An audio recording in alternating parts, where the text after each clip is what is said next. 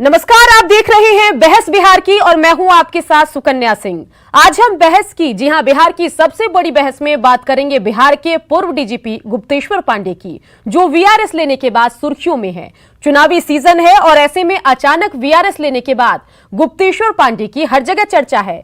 कोई स्वागत कर रहा है तो कोई निशाना साध रहा है। बिहार की सबसे बड़ी बहस में आज बिहार पूछेगा कि क्या खाकी को खादी पसंद है। अगर राजनीति में आते हैं तो अच्छी बात है। अफसर की तरह कम और नेता की तरह ज्यादा बात करते थे। वो अगर चुनाव लड़ना चाहते हैं तो हम उनका स्वागत करेंगे। राजनीतिक दल चुन सकते हैं, राजनीति ज्वाइन कर सकते हैं। जहाँ 50,000 25,000 लोगों से मैं सीधा नहीं, उनसे बात करूंगा कि मेरी सेवा किस रूप में चाहते हैं। गुप्तेश्वर पांडे का बतौर बिहार डीजीपी का कार्यकाल चर्चाओं में रहा। कभी रिया चक्रवर्ती की औकात का जिक्र करने वाले बयान की वजह से तो कभी सुशांत मामले में अपनी सक्रियता की वजह से वो लगातार मीडिया की सुर्खियों में बने रहे। और संयोग देखिए कि अभी गुप्तेश्वर पांडे की राजनीति में एंट्री की औपचारिक घोषणा भी नहीं हुई और वो आज बिहार से लेकर देश की राजनीति में चर्चा का केंद्र बन गए हैं। लेकिन सवाल ये कि वीआरएस लेने के बाद क्या गुप्तेश्वर पांडे राजनीति पारी खेलेंगे, इसी मुद्दे पर आज हम चर्चा करेंगे। और इस चर्चा में हमारे साथ जुड़ गए हैं जय कुमार सिंह, जेडीयू नेता, प्रेम रंजन पटेल, बीजेपी नेता, शक्ति सिंह यादव, आरजेडी नेता, और डॉक्टर अनीता, जो कि कांग्रेस नेता हैं। तो इन सबसे हम बातचीत करेंगे और सबसे पहले बात कर लेते हैं हम आरजेडी नेता शक्ति सिंह यादव जी से। शक्ति सिंह यादव जी, इस पूरी डिबेट में आपके साथ जो तमाम नेता यहाँ हमारे साथ जुड़े हैं उन सभी का स्वागत। और आपसे हम सबसे पहले ये पूछना चाहेंगे कि बिहार के पूर्व डीजीपी गुप्तेश्वर पांडे ने अपने पद से वीआरएस ले लिया है और अब चर्चा है कि वो राजनीतिक पारी खेल सकते हैं। तो अगर हम यहां पर आरजेडी की बात करें तो क्या लगता है, क्या आरजेडी के दरवाजे उनके लिए खुले हैं या बंद हैं? आरजेडी में उनके आने की कोई संभावना है या नहीं है?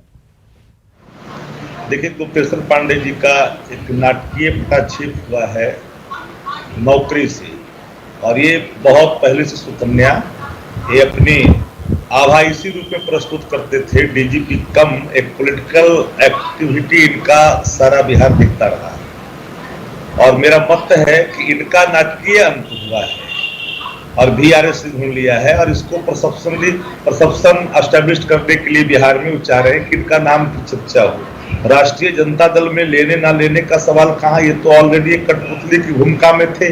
तो इनके आवरण उतार के नए आवरण इन पे चढ़ाने की। लेकिन शक्ति सिंह जी, चुनावी साल में एक इतने बड़े अधिकारी का साथ अगर आरजेडी को मिल जाए तो चुनावी राह कुछ आसान नहीं हो जाएगी, क्या लगता है? देखिए, एक बात देखिए, बड़े अधिकारी छोटे अधिकारी से जनता के मियाज से लेना देना नहीं होता। जनता का मियाज स्पष्ट होता है, व्यक्ति बड़ा नहीं होता है। हर पार्टी का अपने कार्यक्रम और उसकी प्रासंगिकता जो होती है सोसाइटी में, वही बड़ा होता है। कोई व्यक्ति कोई बड़ा आकर करके बड़ा हो जाए, ऐसा मतलब कुल मिलाकर है कि आरजेडी में जाने के कोई चांसेस नहीं है। ये मैंने न राजद में आने की, न किसी पॉलिटिकल पार्टी में जाने की, ये मैं कैसे कर सकता, और इतना मैं जरूर कर सकता अगर वो आना चाहे तो। शक्ति सिंह जी, देखिए, कोई भी सेवा निवृत्त होने के बाद कोई कहीं सामाजिक एक्टिविटी में जाना चाहता है, उसकी छूट है। तो डेमोक्रेसी का तकाजा है। डेमोक्रेसी में जो हर मानव का अपना जो तो आप स्वागत करेंगे कि नहीं? आपका अपनी व्यक्तिगत, चलिए पार्टी की राय मत बताइए, व्यक्तिगत राय बता दीजिए। देखिए, इस तरह के नाटकीय रूप में अपने को प्रस्तुत कर करके कोई भी अधिकारी अगर राजनीति में आने की कोशिश करता है। शक्ति सिंह जी, नाटकीय रूप में खुद को प्रस्तुत करने की बात है तो इस तरह के नाटकीय चरित्र तेज प्रताप यादव है, उनको पार्टी में रखने का आपका अच्छा खासा अनुभव है, आरजेडी का भी अनुभव है, तो फिर गुप्तेश्वर पांडे कहाँ कम है? उनको भी तो आप रख ही सकते हैं। सुकन्या देखो, दोनों दो मैटर है। एक डीजीपी के पद पर है, एक पॉलिटिकल वर्कर है। और इसके पहले भी डीजीपी गुप्तेश्वर पांडे जी ने एक बार और इन्होंने दिया था और चुनाव लड़ने की घोषणा भी की थी और चले गए थे लड़ने के लिए, लेकिन सरकार के रमो क्रम से वापस आ गए। मैं ये नहीं कहना चाहता, हर व्यक्ति का अपना अधिकार लड़ने का, और डीजीपी गुप्तेश्वर पांडे लड़ना चाहते, लेकिन इनके कार्यकाल बिहार के पुलिस के लिए कोई सुखद नहीं रहा, बिहार की आवाम के लिए सुखद नहीं रहा। आप कहां रिया चक्रवर्ती की चर्चा बिहार के लेवल से क्या मतलब? रिया चक्रवर्ती एक अलग विषय है, सुशांत के विषय पर केस हुआ, उसकी एक्टिविटी में जो लोग शामिल हुए सब बिहार की इच्छा थी कि इंसाफ मिलना मतलब चाहिए। ना आप तैयार है ना आरजेडी उनको एक्सेप्ट करने के लिए तैयार है। चलिए जय कुमार सिंह जेडीयू नेता भी हमारे साथ जुड़े हुए हैं। जय कुमार सिंह जी, चर्चा है कि या तो जेडीयू या फिर बीजेपी में शामिल हो सकते हैं गुप्तेश्वर पांडे, तो क्या लग रहा है, क्या माने कि जेडीयू में जाएंगे या बीजेपी में जाएंगे, विधानसभा चुनाव लड़ेंगे या फिर उपचुनाव लड़ेंगे, बताइए। देखिए, आज तो उन्होंने अभी बीआरएस लिए हैं और इनको अभी डिसाइड करना होगा कि हमें राजनीति करना है या फिर करना है तो किस दल में जाना है, ये उनको अभी डिसाइड करना पड़ेगा। कि लेकिन जो अभी तक का जो कार्यकाल रहा है उनका बेहतर रहा है और उन्होंने सेवा किया है, मृदुभाषी हैं और अच्छा काम किए हैं। जिस पद पर वो रहे हैं उस पद का दायित्व का निर्वहन बेहतर से किए हैं। अब जब बीआरएस उन्होंने लिया है और उनकी यदि राजनीतिक मंशा होगी कि मुझे राजनीति करना है तो उनको डिसाइड करना है कि मुझे कहाँ जाना है और किस दल में जाना है। जय कुमार सिंह जी, उनकी बातचीत की शैली बीआरएस लेने से पहले भी उनका अपने बात रखने का तरीका, हर चीज ये बयां करता था कि वो राजनीति में ही जाना चाह रहे हैं या शायद वो राजनीति के लिए ही बने हैं। और अब आप कह रहे हैं कि अभी उनको तय करना होगा। मन तो उन्होंने बना लिया है, सिर्फ औपचारिक ऐलान का इंतजार है।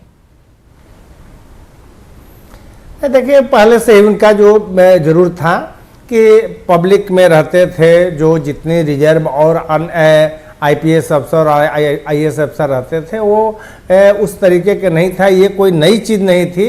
जब वो आईजी के पद पर थे, एसपी के पद पर थे, तो भी पब्लिक के बीच में ज्यादा। जय कुमार जी, ये जरा बताइए कि आरजेडी यहां पर आरोप लगा रही है कि जो इनका कार्यकाल रहा, जो एज अ डीजीपी इनका कार्यकाल रहा, वो भी पॉलिटिकल रहा और जेडीयू के बीजेपी के नेता के तौर पर वो काम करते रहे। इस आरोप पर आप कैसे रिएक्ट करेंगे? नहीं, बिल्कुल नहीं, बिल्कुल ऐसा काम नहीं किया है। उन्होंने जो एक डीजीपी की पद की जो गरिमा होनी चाहिए उन्होंने किया है। जो चीज़ें संदेश देना चाहिए, जो सरकार ने जो काम किया है उस मिशन को कैसे पुलिस प्रशासन उस दायित्व को निर्वहन कर सकती है, वही काम उन्होंने किया है। चलिए, प्रेम रंजन पटेल बीजेपी नेता भी हमारे साथ बने हुए हैं। प्रेम रंजन पटेल जी, ये जरा बताइए कि बीजेपी में भी जाने की उनकी जो बातें हैं ये यहाँ पर चल रही है और उम्मीद ये जताई जा रही है कि हो सकता है कि बीजेपी की तरफ से ये उपचुनाव लड़े। आपके पास कोई जानकारी ऐसी आई है तो बताइए।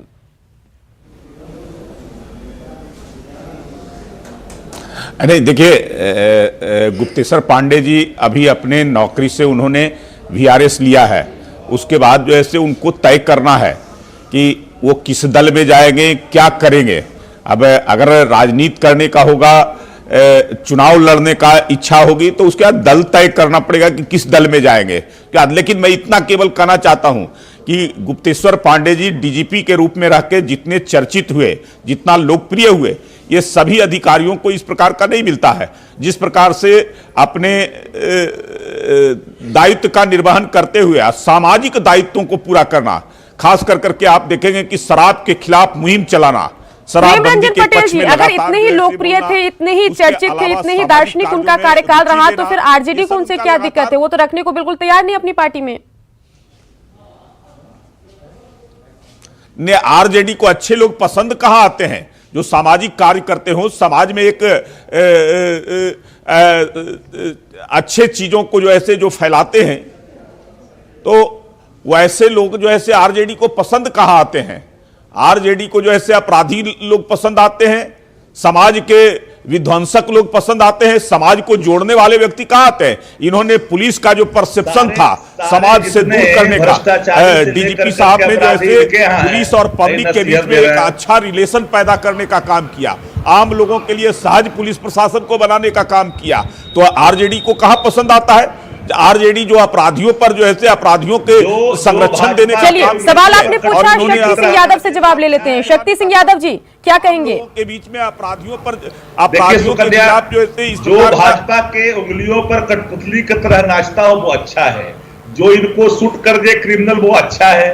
कई पांडे जिनके AK-47 लहराए गए बिहार में और चुपचाप डीजीपी माने मुक्त दर्शक रहे, तमाशा देखे, वो इनको अच्छा लगेगा।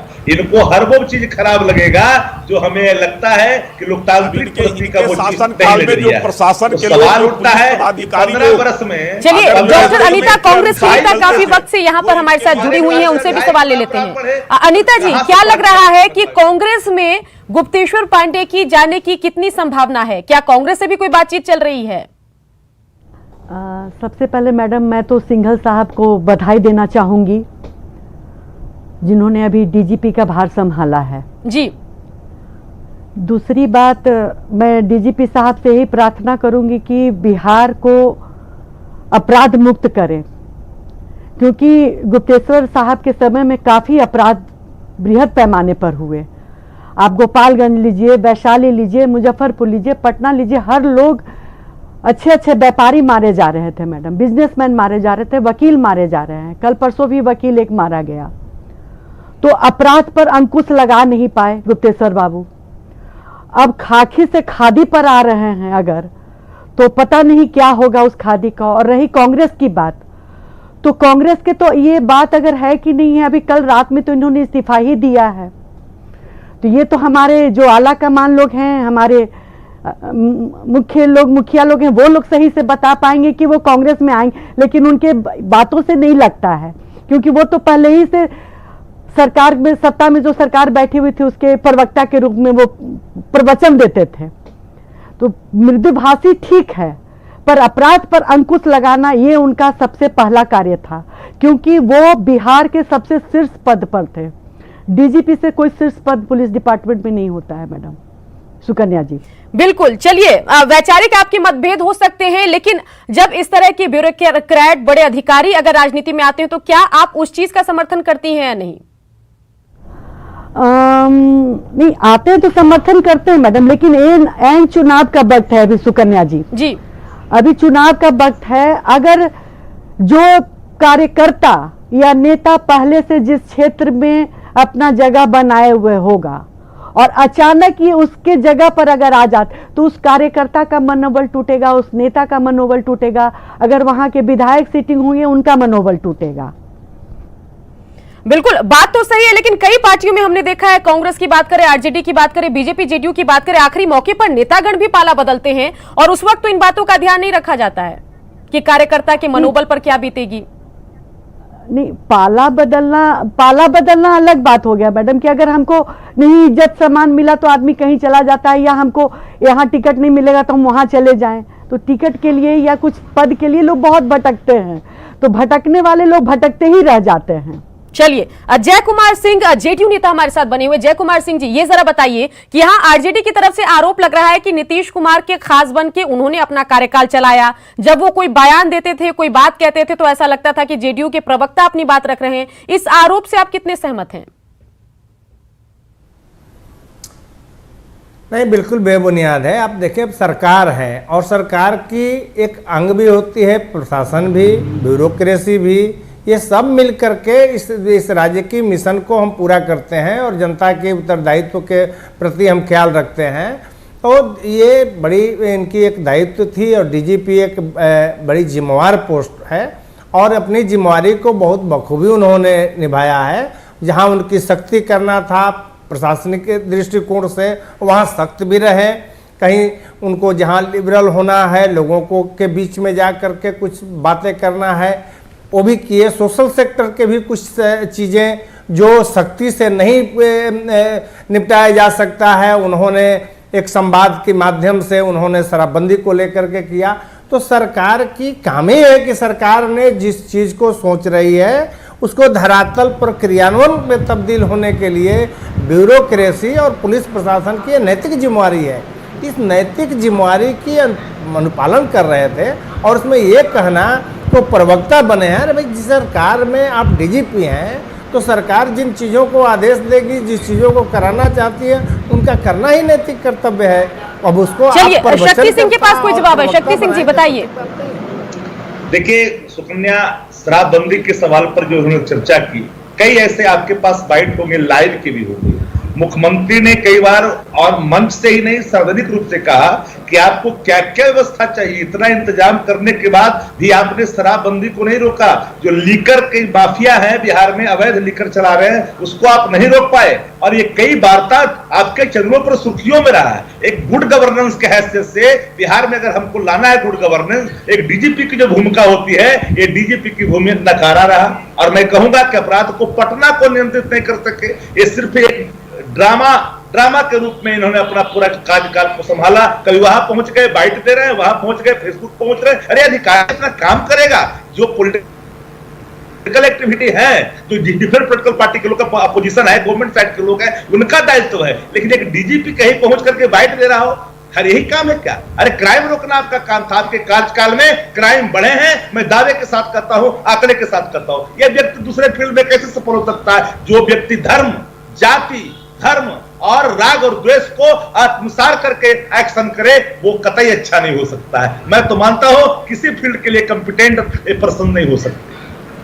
प्रेमरंजन पटेल जी क्या कहेंगे? बड़ा आरोप लगा रहे हैं कि डीजीपी का पद तो छोड़ दीजिए, गुप्तेश्वर पांडे किसी भी पद के लिए सही नहीं है, ये कहना आरजेडी नेता का। क्या कहेंगे? अभी तो पार्टी ज्वाइन भी नहीं की और हमले इतने तेज, कैसे देखते हैं इसको? उनको कैसे लगेगा? इसलिए कि जो अपराधियों को संरक्षण देने वाली है, अपराधियों को जो ऐसे असहारे राजनीति करने वाली है, डीजीपी गुप्तेश्वर पांडे के रहते हुए अपराधियों पर नकेल कसने का काम किया गया। अगर कुछ घटनाएं होती थी तो उस घटना को अंजाम देने वाला, उसके पीछे साजिश करता जो व्यक्ति होता है, उसको नकेल कसने और उसको शिक्षों तक बंद करने पहुंचाने का काम जो है से डीजीपी गुप्तेश्वर पांडे ने किया, गुप्तेश्वर जी ने किया। कि अगर जो ऐसे अपराधियों पर उन्होंने सख्ती दिखाई तो आम पब्लिक के बीच में पुलिस प्रशासन को सहज भी बनाने का काम किया, शराबबंदी के मुहिम को आगे बढ़ाने का काम किया। अगर अपने एक जो ऐसे दायित्व को निभाते हुए, अगर पुलिस प्रशासन के दायित्व को निभाते हुए सामाजिक दायित्वों को भी आगे बढ़ाते रहे तो उनको तो ये पसंद नहीं आएंगे। अच्छे व्यक्ति कहां से राजद में पसंद आएंगे? वहां तो अपराधी लोग आएंगे, वहां तो घोटाले करने वाले पसंद आएंगे, वहां तो जो संपत्ति अर्जित करने वाले लोग हैं ऐसे लोग पसंद आएंगे, जो उनको जो है उनके अनुसार चल सके। अपराधी पर सख्ती दिखाए, वो कैसे पसंद आएंगे? अपराधी हो सकता है कि उन्हीं के लोग रहे होंगे, तो उन पर अगर सख्ती दिखाया है तो निश्चित तौर पे बुरा लगेगा। हमारे साथ रहने वाले अपराधी, सवाल ये है कि अभी उन्होंने कौन सी राजनीतिक दिशा वो तय करेंगे, इस बारे में कोई औपचारिक ऐलान नहीं किया। लेकिन आरजेडी हमलावर है, कांग्रेस हमलावर है, बीजेपी जेडीयू वेलकम कर रही है, तो कहीं ना कहीं एक लग रहा है कि धारणा बन गई है, तय हो गया है कि किस खेमे में उनको जाना है। इस पर आप क्या कहेंगे? देखिए, जो ऑलरेडी चीजें एक्सपेक्टेड है, पूरा बिहार जानता है, एडमिनिस्ट्रेशन जानता है, पॉलिटिकल घराना जानता है, पॉलिटिकल गलियारा जानता है। Every state is already aware कि कहां जा रहे हैं डीजीपी गुप्तेश्वर पांडे। गुप्तेश्वर पांडे जी जा रहे हैं, जिनको जाना है कि गवर्नमेंट साइड में जाएंगे, चुनाव लड़ेंगे। पॉलिटिकल एक्टिविटी पहले ही से था, वो जो ड्रामेटिकल जो उनका एक्शन था वो पहले ही से था। तो ये क्या बताएंगे? अपराध को नकेल कसे हमको प्रवचन दे रहे हैं अपराध पर। सारे अपराधी एक 47 लहराने वाले इनके दल में हैं, हमको ही प्रवचन सुना रहे हैं। अमीर दाया सहयोग को भंग करके सारे अपराधियों को बचाया आपने, हमको प्रवचन दे रहे हैं। ये कैसा जो शूट कर गया? बड़का साधु महात्मा है, सारे भाजपा में है। साहबुद्दीन किसके समय में था? साहबुद्दीन किसके समय में था? कौन संरक्षण देता था? किसने पाल पोस करके रखा था?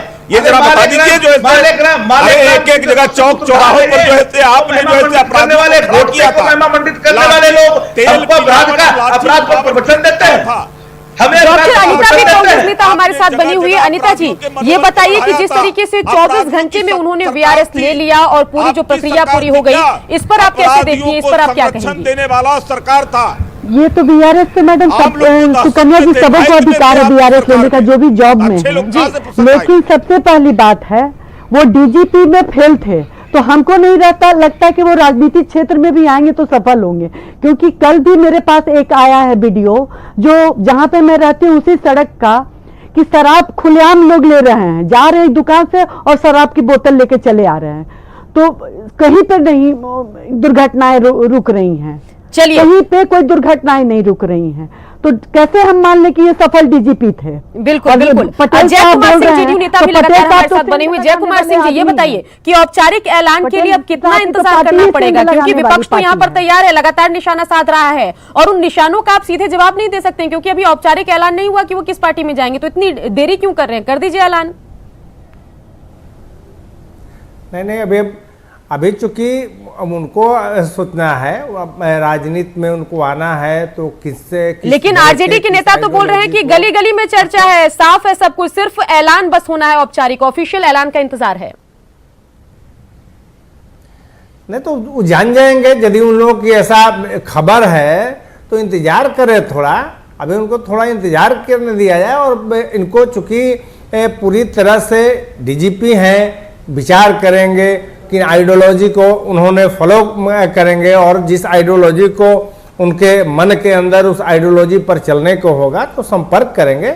चूंकि विद्वान आदमी रहे हैं, वरिष्ठ पद पर रहे हैं और खाकी के रूप में। चलिए, पूरी डिबेट की अगर हम बात करें तो यहाँ पर बीजेपी जेडीयू की तरफ से तारीफों के कसीदे गढ़े गए और जब कांग्रेस और आरजेडी से सवाल किया गया तो एज ए डीजीपी उनके कार्यकाल पर भी सवाल उठे गए। लेकिन सबसे बड़ा सवाल यह है कि अचानक बीआरएस लेने की वजह क्या है? क्या चुनावी साल में वो जो है पॉलिटिकल करियर अपनाएंगे, बीजेपी का दामन थामेंगे या फिर जेडीयू के साथ जाएंगे? सवाल कई है और इस डिबेट के जरिए उन्हीं सवालों का जवाब ढूंढने की हमने कोशिश की और हमारे साथ जो तमाम गेस्ट जुड़े उन सभी का शुक्रिया।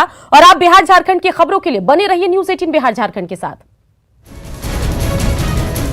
अगर राजनीति में आते हैं तो अच्छी बात है। अफसर की तरह कम और नेता की तरह ज्यादा बात करते थे। वो अगर चुनाव लड़ना चाहते हैं तो हम उनका स्वागत करेंगे।